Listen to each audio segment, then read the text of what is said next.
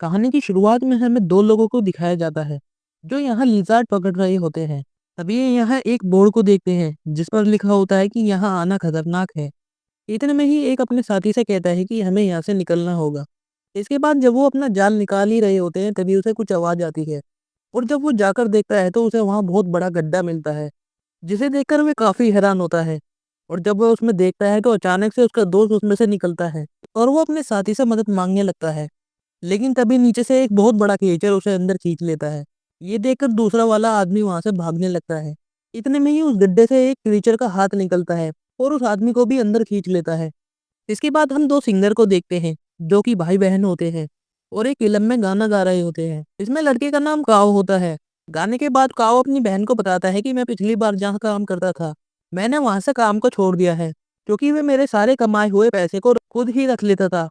अब जब ये दोनों बात ही कर रहे होते हैं तभी वहां पर पुलिस आ जाती है और सभी को चेक करने लगती है कि किसी ने नशा तो नहीं किया। अभी पुलिस वाले काओ और उसकी बहन को भी चेक करने लगते हैं और ड्रग के इल्जाम में काओ और उसकी बहन को फंसा देते हैं। अब बहुत सोचने के बाद काओ को पता चलता है कि यह सब उसके सीनियर ने किया है जिसके पास से उसने काम को छोड़ दिया। इसके बाद काओ को जमानत पे छोड़ दिया जाता है। अभी दोनों भाई बहन बात ही कर रहे होते हैं तभी इनके पास एक फोन आता है और उन्हें पता चलता है कि इनके नाना मर चुके हैं। इसके बाद ये दोनों अपने गांव की तरफ निकल जाते हैं जहां रास्ते में काओ अपने नाना के साथ बिताए हुए हर पल को याद करने लगता है जब उसके नाना जमीन में से पानी निकालना सिखाते हैं ताकि गांव वालों की परेशानी दूर की जा सके। इसके बाद वो अपने घर पहुंच जाते हैं और अपनी पूरी फैमिली से मिलते हैं।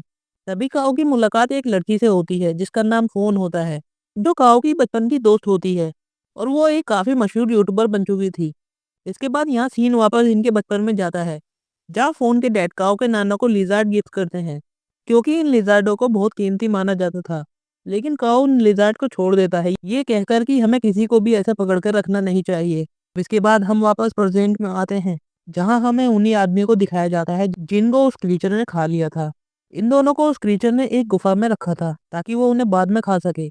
इतने में ही वहाँ क्रीचर आ जाता है और वो उन दोनों को मारकर खा जाता है। अब दूसरी तरफ काओ अपनी दोस्त की यूट्यूब वीडियो देखता है जिसमें वो अपने 8 मिलियन फॉलोवर होने की खुशी में एक मुकाबला रखती है। वो बताती है कि जो भी मेरे गांव में पानी को खोद कर निकालेगा उसे 10 लाख रुपए का इनाम मिलेगा। इतना बड़ा इनाम सुनते ही काओ अपनी टीम को लेकर वहां पहुंच जाता है जहां पर फोन ने मुकाबला रखा था। लेकिन वहां तो पहले से ही बहुत सारे लोग मुकाबले के लिए आए होते हैं। अब मुकाबले को शुरू करने से पहले सभी टीम को एक मैप और एक फ्लेयर गन दी जाती है और ये फ्लेयर गन का इस्तेमाल जब कर सकते हैं जब ये पानी ढूंढ ले। अब मुकाबले को स्टार्ट किया जाता है और सभी लोग पानी को निकालने के लिए अलग अलग जाकर खुदाई करने लगते हैं। इसी बीच दो आदमी को उन शुरुआत वाले आदमियों की बाइक मिलती है जिन्हें वो क्रिएचर शिकार बना चुका था। ये दोनों उस बाइक को लेकर यहाँ से निकल ही रहे होते हैं तभी वो क्रिएचर जमीन को चीरते हुए उनके पीछे पड़ जाता है और उन दोनों को भी अपना शिकार बना लेता है। उधर काओ और उसके साथी आगे बढ़ रहे होते हैं तभी उन्हें रास्ते में कुछ प्लेटें जमीन पर रखी हुई मिलती हैं। ये देखकर काओ की बहन काओ से पूछती है कि ये प्लेटें यहाँ पर क्यों रखी हैं, जिस पर काओ उसे बताता है कि दरअसल ये पानी ढूंढने का एक बहुत ही प्राचीन तरीका है। अगर पानी जमीन में हुआ तो वो प्लेट पर इकट्ठा हो जाएगा। ये लोग बात ही कर रहे होते हैं तभी यहाँ पर दूसरे ग्रुप के आते हैं जो पास ही में खुदाई कर रहे होते हैं, जिनमें से एक आदमी काओ के ग्रुप को बताता है कि कहा जाता है कि यहाँ पर बहुत ही पुराना मॉन्स्टर रहता है और जिससे बचने के लिए हमने प्लेटें यहाँ पर रखी हैं। लेकिन इनकी बात पर काओ ज्यादा ध्यान नहीं देता और वो आगे बढ़ने लगता है। अभी नहीं यहाँ पानी ढूंढते ढूंढते शाम हो जाती है तभी काओ को अपने नाना की कार से एक मैप मिलता है जिसमें उसके नाना ने कुछ निशानियां लगा रखी थी। ये लोग उस मैप को अपने मैप से मिलाते हैं जिसे देखकर ये समझ जाते हैं कि हो ना हो पानी यहीं पर मिल सकता है और ये सभी वहां जाने का फैसला करते हैं। अब रात होने की वजह से सभी लोग यहाँ से निकलने लगते हैं लेकिन कुछ लोग रात यहीं गुजारने की सोचते हैं और जब उनमें से एक आदमी अपने साथियों से अलग हो जाता है तभी वहां पर वो क्रीचर आ जाता है और उसका सर धड़ से अलग कर देता है, जो सीधा जाकर उसके साथियों के पास गिरता है और वो उसे देखकर डरकर वहां से भागने लगते हैं। लेकिन तभी वो क्रीचर उनके सामने आ जाता है। यहाँ में पता चलता है कि वो क्रीचर कोई और नहीं बल्कि एक जाइंट लिजर्ड है जिसका साइज इतना बड़ा हो चुका है। वो जाइंट लिजर्ड उन दोनों को भी मारकर अपना शिकार बना लेता है। अगली सुबह जब फोन को उन तीन लोगों के लापता होने की खबर मिलती है तो वो बहुत परेशान हो जाती है। वो कहती है कि हमें मुकाबला रोक देना चाहिए। ये सुनकर फोन का मैनेजर एक आदमी को कॉल करता है जिसका नाम बोसमी होता है। बोसमी मैनेजर को कहता है कि मुकाबला नहीं रुकना चाहिए, नहीं तो मुझसे बुरा कोई नहीं होगा। अब ये सुनकर मैनेजर थोड़ा डर जाता है और वो फोन को समझाकर मुकाबला चालू रखने को कहता है। इसके बाद हमें काओ और उसकी टीम को दिखाते हैं जो उस गुफा तक पहुंच जाती है जो मैप पर भी थी। वे सभी उस गुफा के अंदर चले जाते हैं, जहाँ उन्हें एक दीवार मिलती है। काओ कहता है कि शायद इस दीवार के पीछे पानी होगा, इसलिए हमें इस दीवार को तोड़ देना चाहिए। दरअसल ये गुफा उस क्रीचर का घर होती है, जो वहाँ आ जाता है और काओ के दोस्त को खा जाता है। ये देखकर वो दोनों भाई-बहन बहुत डर जाते हैं और वहाँ से भागने लगते हैं। अब ये उस गुफा से बाहर आ जाते हैं और सभी को उस क्रीचर के बारे में बताते हैं, लेकिन कोई भी इनकी बात का यकीन नहीं करता। अब अगले ही पल वो क्रीचर जमीन को फाड़कर एक आदमी को अंदर खींच लेता है। ये देखकर सभी लोग बहुत ही डर जाते हैं। काओ की बहन और बोस्मी एक ट्रक के अंदर बैठ जाते हैं, लेकिन मैनेजर बाहर ही रह जाता है। तभी वो क्रीचर मैनेजर को खा जाता है। अब वो काओ और फोन के पीछे पड़ जाता है। वे लोग अपनी जान बचाने के लिए गड्ढे में कूद जाते हैं, जो उसी क्रीचर ने खोदा था। अब काओ की बहन काओ की जान बचाने के लिए उस ट्रक का हॉर्न बजाने लगती है। हॉर्न की आवाज सुनकर वह क्रीचर ट्रक की तरफ आता है। अब अपनी जान बचाने के लिए ये दोनों खुद की गर्दन नीचे कर लेते हैं और वो क्रीचर इन दोनों को नहीं देख पाता। इसके बाद हम काओ और फोन को देखते हैं, जिन्हें होश आने पर पता चलता है कि ये उस क्रीचर की गुफा के अंदर है और ये दोनों यहाँ से निकलने का रास्ता ढूंढने लगते हैं। और जब ये थोड़ी आगे जाते हैं तो इन्हें वहां पर उस क्रीचर के बहुत सारे अंडे दिखाई देते हैं। तभी काओ को अपना दोस्त भी वहीं पर मिलता है, जो अभी तक जिंदा होता है और उस क्रीचर ने इसे यहाँ पर कैद कर रखा था। तभी इन्हें वहां पर बाकी के लोग भी दिखाई देते हैं और इन्हें भी उस क्रीचर ने कैद कर रखा था, ताकि वो इन्हें अपने बच्चों को खिला सके। दूसरी तरफ काओ की बहन और बोस्मी देखते हैं कि वो क्रीचर वहां से कहीं नहीं गया, बल्कि वो तो उनके ट्रक पर ही सो गया है।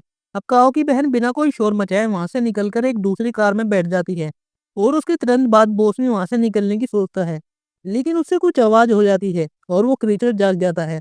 अब वो क्रीचर बोस्मी को खाकर अपनी गुफा में चला जाता है और उसे वहीं कैद कर देता है। इसके बाद काओ और फोन को वो दीवार मिल जाती है। फोन कहती है कि जरूर इसके पीछे पानी होगा, और जबकि वो क्रीचर एक लिज़ार्ड है तो उसे पानी पसंद नहीं होगा, इसलिए उसी ने ही ये दीवार बनाई है।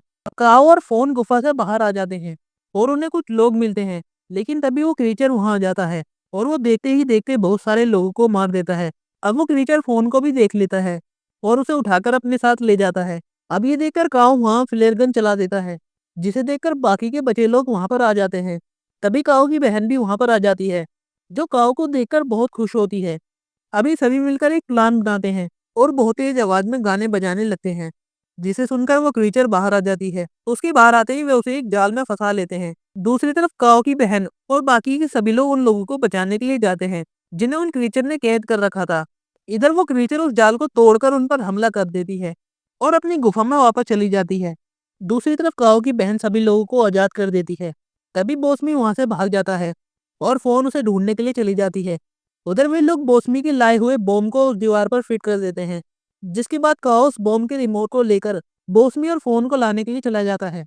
फोन को बोस्मी मिल जाता है और जब ये दोनों वहां से निकल रहे होते हैं तभी वहां पर वो क्रीचर आ जाता है, जिसे देखकर बोस्मी वहां से भाग जाता है।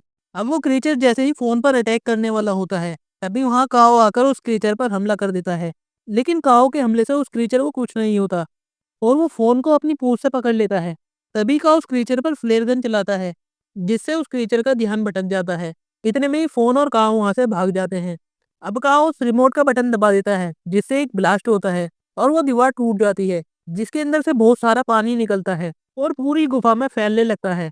पानी का बहाव इतना तेज होता है कि वो क्रीचर भी उसमें बह जाता है और बहकर मर जाता है। इसके बाद काओ और फोन उस गुफा से बाहर निकल जाते हैं, जहाँ उसकी बहन और उसका दोस्त मिलता है। इतने में ही जमीन में से अलग अलग जगह से पानी निकलने लगता है, जिसे देखकर ये लोग बहुत खुश होते हैं। मूवी के लास्ट सीन में हमें बोस्मी को दिखाया जाता है, जो अभी तक जिंदा होता है, लेकिन वो उस क्रीचर का एक अंडा चुरा लेता है। इसी के साथ ये मूवी यही खत्म हो जाती है। आई होप आपको ये वीडियो अच्छी लगी होगी।